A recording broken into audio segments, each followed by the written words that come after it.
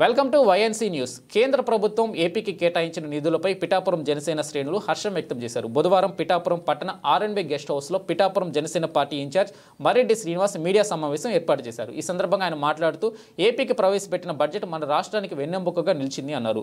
5 సంవత్సరాల తర్వాత ఆంధ్రప్రదేశ్కి కేంద్ర ప్రభుత్వం ప్రవేశపెట్టిన బడ్జెట్లో సముచిత స్థానం కల్పించినందుకు ప్రధానమంత్రి మోడీకి, కేంద్ర ఆర్థిక శాఖ మంత్రి నిర్మలా సీతారామన్కి ఆయన ప్రత్యేక ధన్యవాదాలు తెలిపారు. 5 సంవత్సరాల జగన్ పాలనలో రాష్ట్రానికి రాజధాని లేకుండా పోయిందని, అందుకే ఆయనకు ప్రజలు సరైన బుద్ధి చెప్పారని తెలిపారు. పోలవరం ప్రాజెక్టు కూటమి ప్రభుత్వంతోనే సాధ్యమని అన్నారు.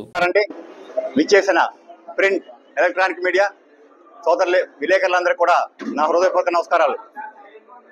ఈనాటి ఈ సమావేశం యొక్క ముఖ్య ఉద్దేశం, నిన్నటి రోజున సెంట్రల్ గవర్నమెంట్ సబ్మిట్ చేసిన కేంద్ర మంత్రివర్యులైనటువంటి నిర్మలా సీతారామన్ గారు ప్రవేశపెట్టిన బడ్జెట్ పైన, అందులో ముఖ్యంగా ఆంధ్రప్రదేశ్కి వారికి కేటాయించిన కేటాయింపుల మీద నరేంద్ర మోడీ గారికి, అదేవిధంగా కూడా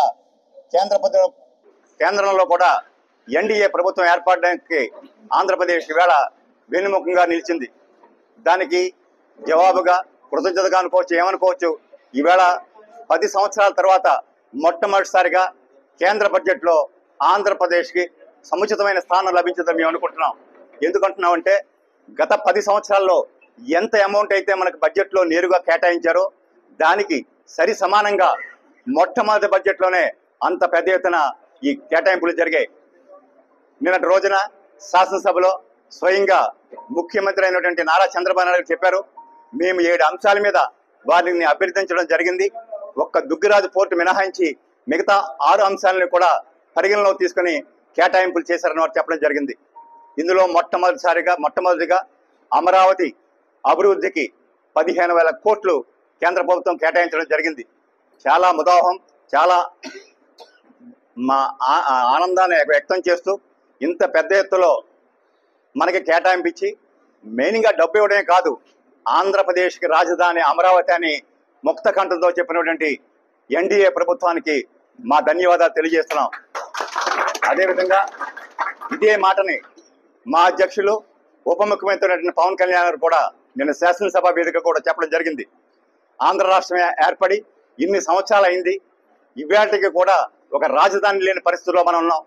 మొట్టమొదటిసారిగా కర్నూలు అన్నారు, తర్వాత హైదరాబాద్ అన్నారు, అమరావతి అన్నారు, మొన్నటి ప్రభుత్వం వచ్చి 3 రాజధానులు అన్నారు. ఇవాటికి కూడా ఒక అయామయంలో కొట్టుకుంటున్నాం. ఇవాళకైనా సరే వచ్చే ఒక ఏడాదిలో కూడా మనం ఈ క్యాపిటల్ నిర్మాణం పూర్తి చేసుకుని మన రాజధాని అమరావతి అని విస్పష్టంగా ప్రకటించవలసినటువంటి అవసరం ఉందని చెప్పి కూడా మన అధ్యక్షులు, ఉప ముఖ్యమంత్రి అయిన పవన్ కళ్యాణ్ గారు నిన్నట శాసనసభ సాక్షిగా చెప్పి ఉన్నారు. రెండో అంశం పోలవరం ముందు నుంచి కూడా విభజన టైంలో కూడా మనం అంతా ఒకటే కోరుకున్నాం, ప్రత్యేక హోదా ఇవ్వలేదు, సాధ్యపడదన్నారు. కానీ పోలవరమే జీవనాడి. ఈ పోలవరం ఒకటి చేస్తే దానికి సరిసమానంగా ఇది ఆంధ్రప్రదేశ్ బాగుపడుతుందని కూడా మనం చెప్పడం జరిగింది. మీకు తెలుసు, నిన్నటి రోజున ఒక పెద్ద మాట పార్లమెంట్ సాక్షిగా కూడా చెప్పడం జరిగింది. అదేమిటంటే, పోలవరం కడితే ఆంధ్రప్రదేశ్ కాదు, మొత్తం ఇండియాకి ఆహార భద్రత లభిస్తుందని స్వయంగా మన ఆర్థిక మంత్రి గారు ప్రకటించి ఉన్నారు. దాని ప్రాముఖ్యత అంతా, ఎందుకంటే ఈవేళ కొత్తగా మన ఏ ఎకరానికి నీరు ఇవ్వకపోవచ్చు, కానీ పోలవరం ప్రాజెక్టు కానీ కడితే 25 లక్షల ఎకరాల స్థిరీకరణ జరుగుద్ది. ఈ 2 పంటలు కూడా మనం గోదావరిలో ఉన్నటువంటి వాటర్ సోర్సెస్ని బట్టి ఈ 2 పంటలు కూడా ఎటువంటి ఇబ్బంది లేకుండా కూడా మనం చేయొచ్చు.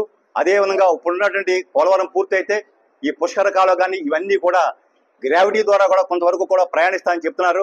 ఇది నిజంగా కూడా ఆంధ్రప్రదేశ్కి జీవనాడి.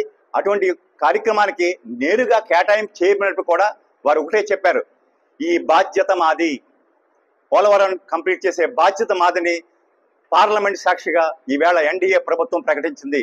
అంచేత అత్యంత ఊరట కలిగించే అంశం, అత్యంత ప్రాధాన్యత కలిగిన అంశం ఈ పోలవరం కేటాయింపు.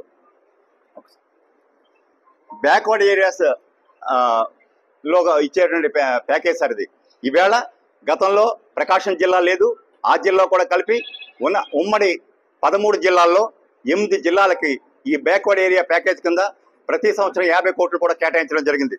అదేవిధంగా ఇండస్ట్రియల్ కారిడార్ లో భాగంగా ఓరుకొల్లు, అలాగే కొప్పర్తిలో గతంలో ప్రారంభించి, ఒకటి వైసీపీ ప్రభుత్వంలో ప్రారంభించి పూర్తి చేయలేకపోయారు, ఒకటి గతంలో తెలుగుదేశం మన ఉమ్మడి ప్రభుత్వం స్టార్ట్ చేసిన ఆ రెండాటిని కూడా ఇండస్ట్రియల్ కారిడార్గా కూడా వారికి కావాల్సినటువంటి రవాణా, రోడ్డు, ఎలక్ట్రికల్ ఆ కార్యక్రమాలను కూడా పూర్తి చేస్తామని నిన్న బడ్జెట్ రోజున చెప్పడం జరిగింది.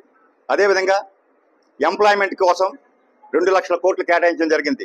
గ్రామీణ అభివృద్ధి కోసం 2.66 crores కేటాయించడం జరిగింది. అదే కాకుండా మహిళలకు కూడా ప్రత్యేకమైనటువంటి పథకాలు చేశారు.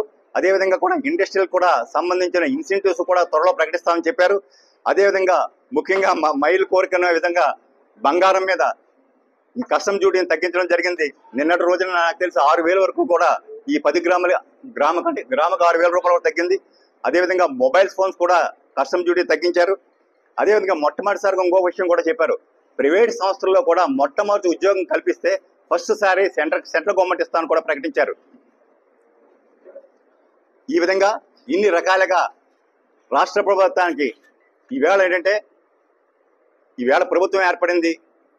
రమారమి ఒక ప్రభుత్వం స్వీకరించి నెల రోజులు కావచ్చింది.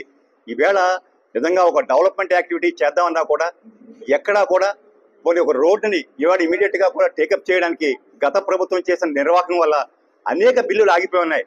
ఏ పక్కనకి వెళ్ళినా కూడా ప్రాబ్లం ఉంది. సపోజ్ ఈ రోడ్డు ఉంది సార్, ఈ రోడ్డుకి గతంలో 15 కోట్లతో టెండర్ పిలువబడింది. కొంత వర్క్ చేశారు, పేమెంట్ కాకుండా ఆగిపోయింది. ఈవేళ వాళ్ళ కాంట్రాక్ట్ ఏమడుగుతున్నారు, పేమెంట్ రిలీజ్ చేయమని అడుగుతున్నారండి. నిజంగా ఈవేళ మనం రిపేర్ చేయడం కన్నా ఒక కాంట్రాక్ట్ ప్లేస్ లో ఉండగా ఇంకో రిపేర్ చేయడం కూడా సాధ్యం కాదు.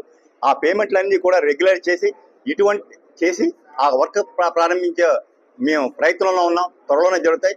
మేము అనుకునేది ఏంటంటే ఇంత కష్టమైన పరిస్థితుల్లో ఉన్నప్పుడు కేంద్ర ప్రభుత్వం మనకు అందించేటువంటి ఈ చేయూత చాలా చాలా అవసరం. చాలా టైంగా చేశారు. ఇంత మద్దతు ఇచ్చినటువంటి నరేంద్ర మోడీ గారికి మా హృదయపూర్వక ధన్యవాదాలు. జనసేన పార్టీ తరఫున, మా అధ్యక్షుల తరఫున, ఆంధ్రప్రదేశ్లో ఉన్నటువంటి ఎన్డీ